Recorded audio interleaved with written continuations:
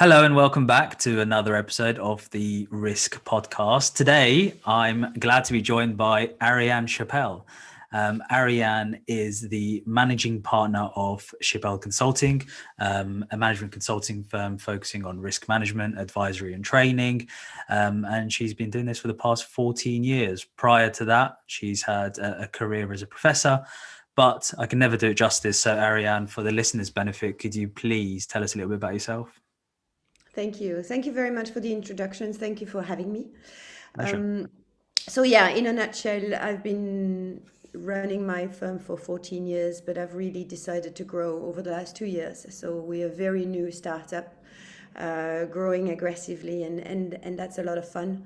I am a professor. You're right to say that. I've been teaching for 30 years now, starting as a student assistant. So in the last year of my school year, my university years, I was teaching the first grades, the first years, freshmen, like they say in the UK. And I still do, because I teach at University College London in the Department of Computer Science. Although I don't teach computer science, I teach operational risk measurement. And operational risk has been my focus over the last 20 years. But before that, I was on the chair of international finance at the University of Brussels, teaching investments, macroeconomics. So I'm very happy now to have the IMF, for instance, among my clients, because that makes the link with my international finance years. And I'm familiar with banking and credit risk and liquidity risk besides operational risk. So that's Awesome. the roundup. Brilliant. Thank you for that overview. So I've seen on LinkedIn, as I'm sure thousands of others have, you've recently received an award. Congratulations, first of all. The award was Best Risk Management Advisory and Training Firm at the Finance Awards 2020. So as I said, congratulations for that. But what I'm interested to know is what makes Chapelle the best risk management firm? The best probably small risk management firm, maybe, or like the SME finance decided. Although sometimes I beat the big four quite a few times on offers, which I'm very happy with. Hi, guys. Look, I don't know if we're the best, and that would be very cocky for me to say, but we're definitely trying our best. And by trying our best, I mean we clearly focus on expertise. Just to give you a little bit of anecdote of my career, I started my career in a big four consulting firm that I won't mention. You can really dig it out. And being sold as an expert when I was 22 and fresh out of university, I found that very, very uncomfortable. And actually, I ran back very quickly to university to do a PhD because I wanted to know at least one topic really, really well.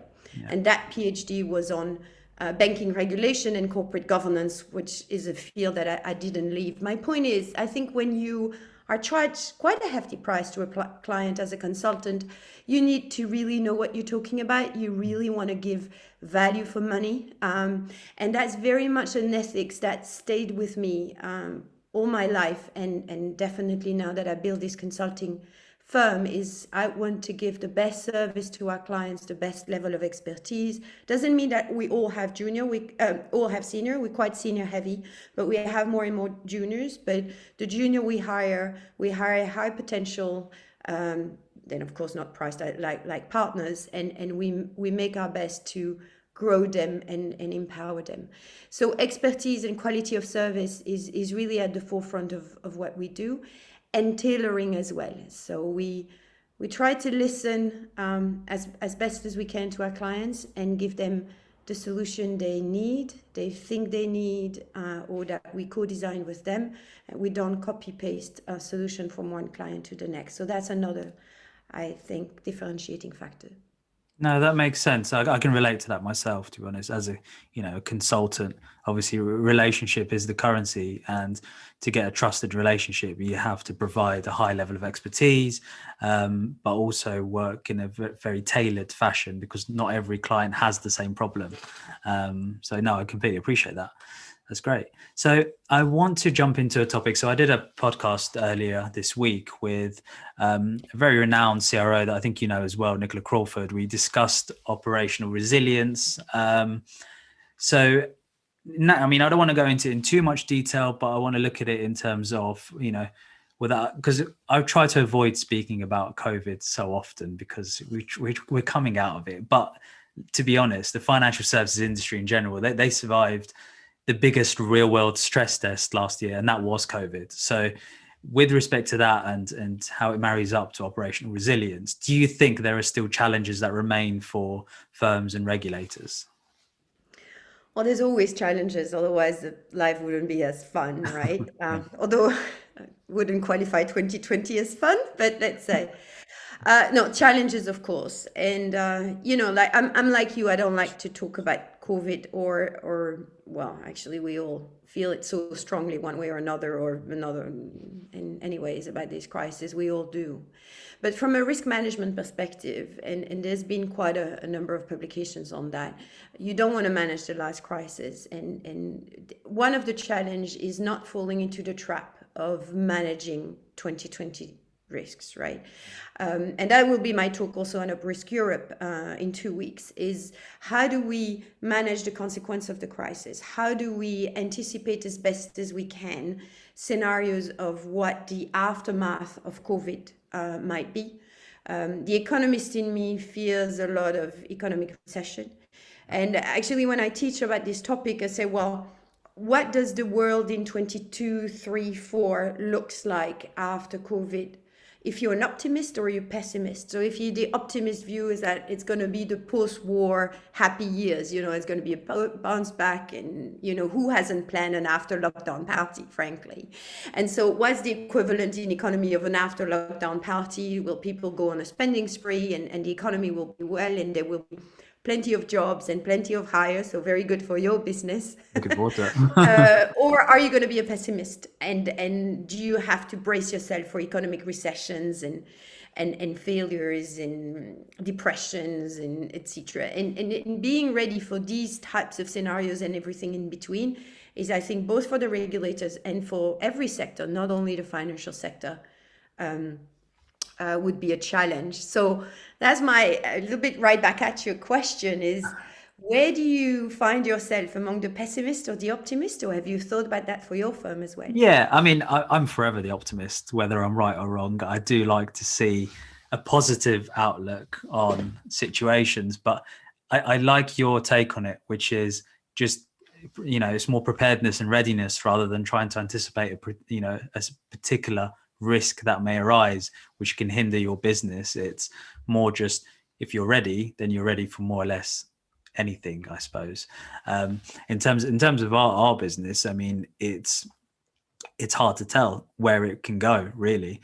But like you said, there are always challenges. The regulators are always looking forward at new changes, and hence why, being in the financial services, a regulated industry, I think there'll always be scope for the right talent to come in and support with risk management. It's becoming more important, and it's becoming a wider spectrum. So yeah, from our perspective, it's interesting, but there's lots of learning to be done to make sure that we are ahead of the curve. And conversations like this help, speaking to risk professionals like yourself and identifying what the changes are certainly help when speaking to candidates or clients. So good. Yeah, there's another concept that have been brought to my attention actually by one of the junior member of our firms, but very insightful and very autonomous. So we try to hire people who speak up, and I definitely want people to speak up and challenge and come up with their ideas and have this flow of ideas anyway.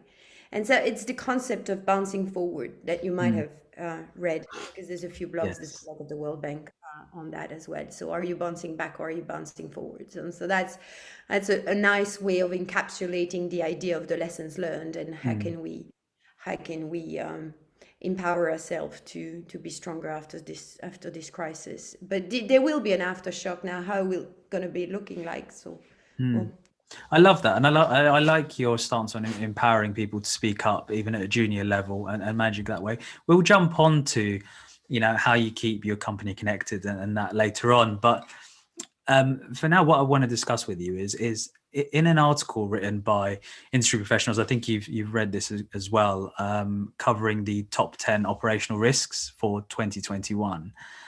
It identifies one of the top 10 operational risks as employee well-being. Now, correct me if I'm wrong, that replaced last year's ops risk of talent risk. Is that right?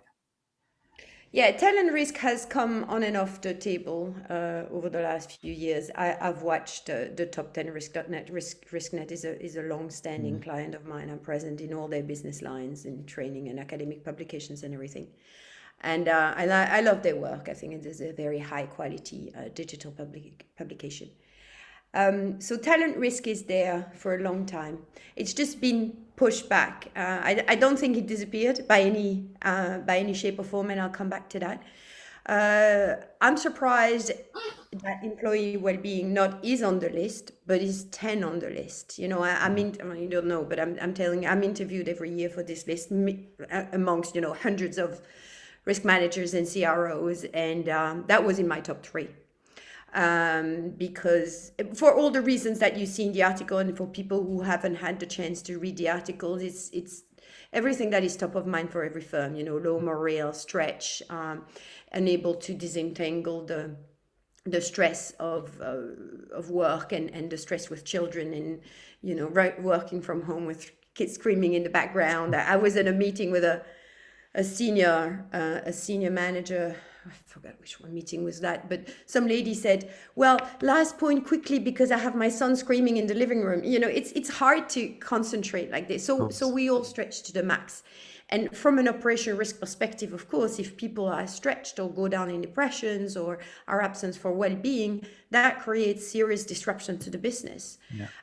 Whether it's in error, fraud is a much talked about topic, but the genuine error is a lot more likely than the malicious employee. So it has no surprise to me that it's there.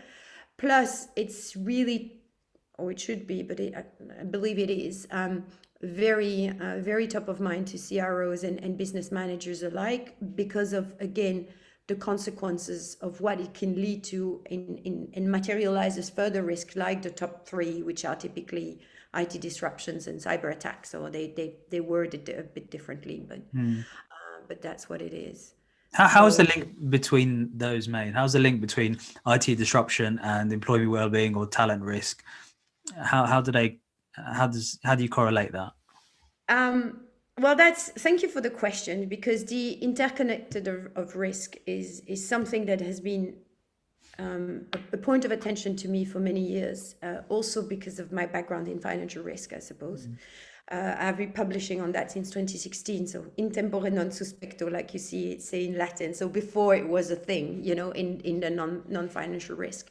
So in financial risk management, when you manage your pension funds, you buy your equity funds, and they all interrelated. And the risk of a portfolio is the risk of the interrelations between the different assets. Anyway, I can be longer on that later on if you want. But arguably for operational risk, it's the same. The risk of the operational risk you face is not the sum of the individual risk or the worst risk versus the not so important risk. It's more defined by the interconnectedness between the risks.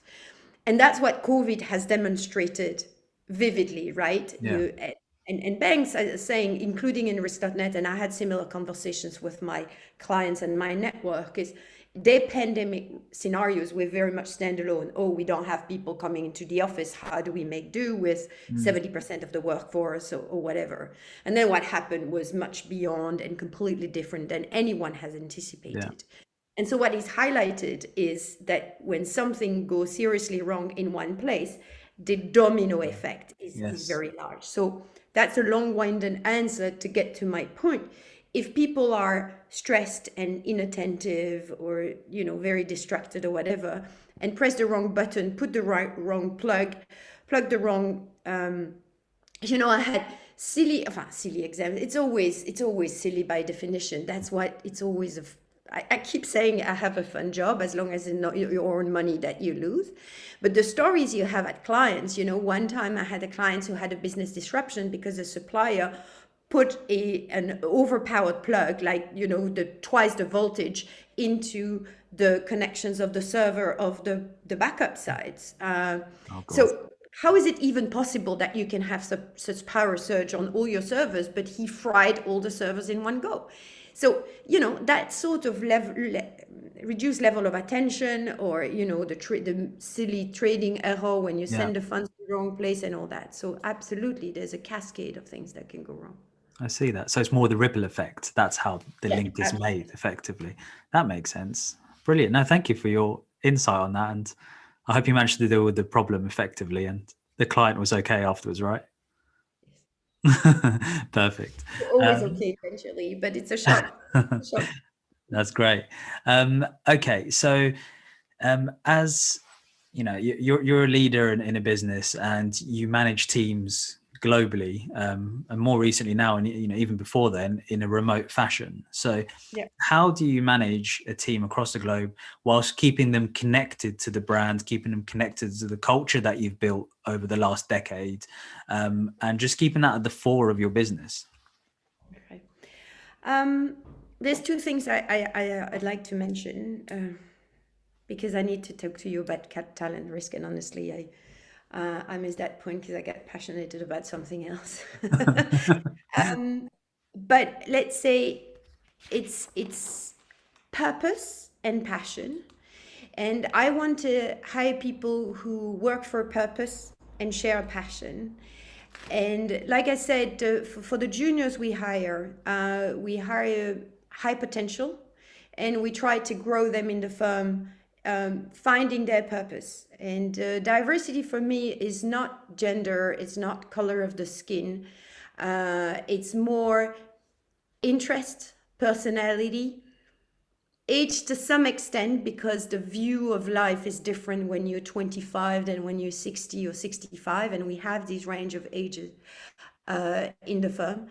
And so we have someone who's very passionate about deep learning. It exists, and she's super talented. Some who work on reputation, some work on crisis management and climate change, some work in ERM and outreach to public sector.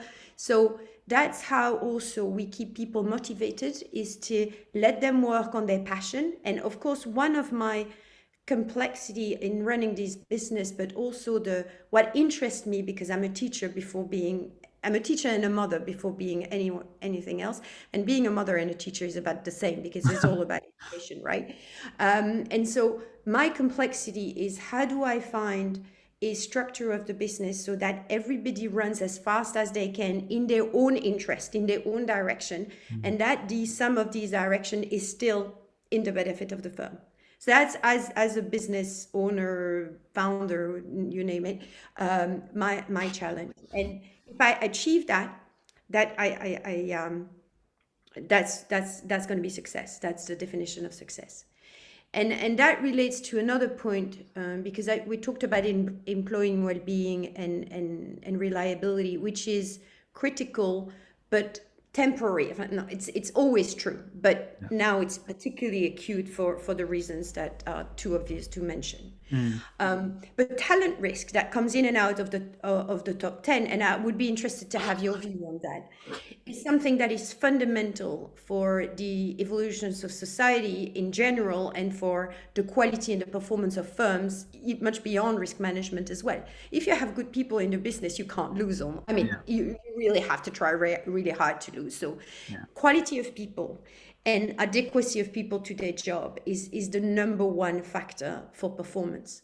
Mm. So if I was a risk manager in a global firm, and that's definitely how I do it in my firm, but if I was a CRO or a CEO of a financial company, for my operational risk, I would look first at the quality of people, and not only acquire talent, but also train talents, develop talents. And that's what I meant by, we hire high potential and then we train them.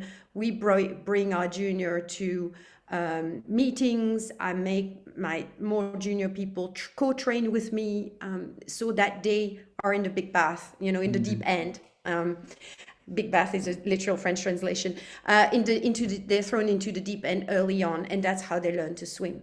So Yes. that's very much how I frame it. And what do you see the market going with the talent risk and the war of talent, like they say? Well, you've touched upon it briefly there. The opportunity to learn and develop is becoming more and more important in terms of what junior candidates and even sometimes mid-level or senior candidates look for in a role within risk management. The technical skills can be taught, but and I'm sure you'll appreciate this, in consultancies, which I work with many management consulting firms, across Europe and the UK, the softer skills and the aptitude for a consulting role need to be there. And then when you have the candidate that has the understanding, the aptitude to become a consultant, then that candidate typically desires an opportunity where they can learn and develop. They can learn new skills. They can learn, on the job, but they can also learn from practical experience as well. So they look for engagements which are interesting to them. Again, similar to what you said earlier, you give them what they want to be passionate towards, and you just allow them to run with it. So, if they find a focus in one aspect of risk management, they think, great, you have opportunities where I can engage with clients. This is a brilliant opportunity for me because that's how I want to develop my career. Will you provide me with the right tools? Will you provide me with the right training? And do I like you? Do we get on? And if that's the case, then candidates are typically more engaged because of that. And that's changed typically. I suppose, 5-10 years ago, it was all salary driven and jumping the financial ladder. That's less so now. If you look at fintechs as a prime example, people really enjoy working within a fintech, and they're happy to leave a banking role where they could be earning more for less money just because of that engagement piece. And I think that's where companies can look at talent risk in that perspective. Are they providing enough for the people coming in to feel like they're learning and constantly developing?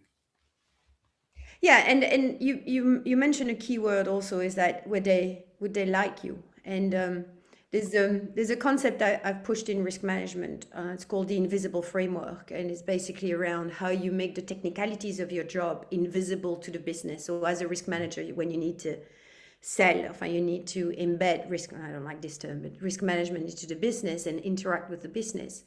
And I'll spare you all the technical details, but the last advice or recommendation is make friends. And I say, if people don't like you, they won't listen to you, and you're going to become irrelevant. And every time I say that in my training, people smile. But they smile not because they make fun, they smile because they can relate. Yes. And that's very much also what we have in the firm. We really try to have everybody... being friends is a bit rosy, but we're small enough to all be friends. But I would not definitely hire someone against the advice of the others. So we really reach a consensus. Do we all like this person before they can work for us? Because the chemistry is really important, and it's cornerstone to job satisfaction. So we very much pay attention to that. I love that. And I think we're going to end on that. I can talk to you all day, Ariane. I love learning from you, and I love listening to the way you describe things. So, but I know you have other things to do, so I will end it at that. But it's been a pleasure, and thank you for coming on today. I definitely want to have another catch up with you to discuss more around talent risk and to get your view on things. But it's been valuable, and hopefully it's valuable to our network as well. So thank you for coming on. It's been a real pleasure. It was mine. Great. Well, I look forward to speaking to you again soon. And Thank all you. the best.